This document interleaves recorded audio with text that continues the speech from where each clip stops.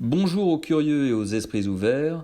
Welcome on board Global Health, Vet Agro Live saison 2, c'est parti.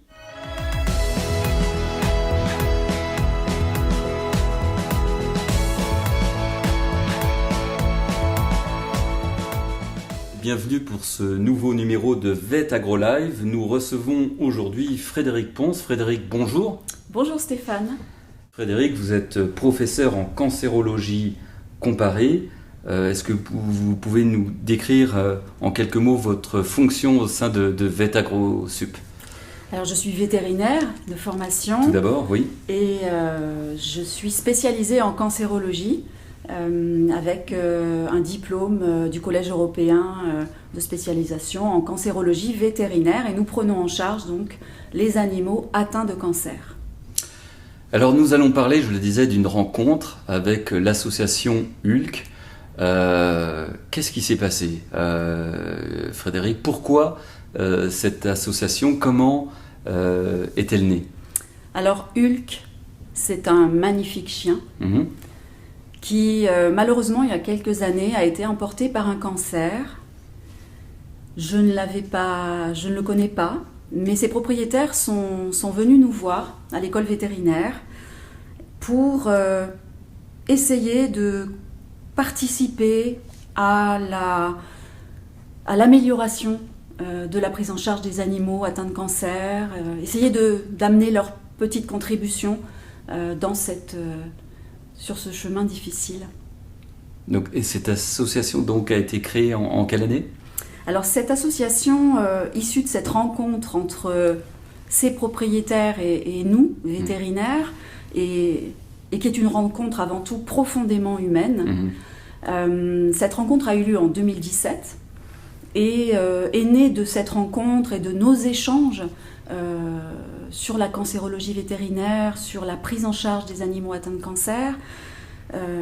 Une convention est née, donc en 2018 elle a été signée entre la direction générale de Vet Agro Sup et l'association Dans les yeux d'Hulk qui a été créée à ce moment-là. Alors, on mesure bien le cheminement de cette rencontre humaine, vous le disiez justement, jusqu'au partenariat maintenant entre l'école, entre Vet Agro Sup et cette association.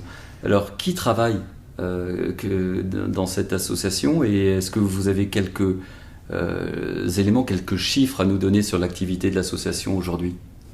Alors cette association a été créée par une famille, la famille Barra, et elle comprend aujourd'hui à peu près une cinquantaine de bénévoles qui œuvrent, qui donnent de leur temps chaque jour pour organiser des manifestations, pour récolter des fonds.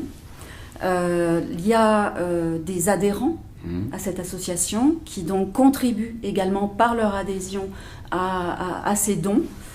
Et l'objectif est donc d'aider le service de cancérologie de Vet Agro Sup financièrement, clairement, avec ces collectes de fonds. Et alors, concrètement, si on pouvait dresser un premier bilan ou annoncer quelques résultats de cette contribution, de cette belle rencontre entre l'association et sur ce partenariat, qu'est-ce qu'on pourrait illustrer pour nos auditeurs? Alors, nous avons eu 2 remises de chèques officielles en 2018 et en 2019 et nous avons pu acheter un appareil d'électrochimiothérapie pour prendre en charge certains types de cancers chez nos animaux de compagnie grâce à cette association qui contribue pour moitié avec Vet Agro Sup. Et c'est une avancée puisque c'est une offre de soins supplémentaire que nous pouvons faire aux propriétaires d'animaux. Que pouvons-nous souhaiter pour l'avenir de cette association et de ce très beau partenariat pour l'avenir? Quelles sont les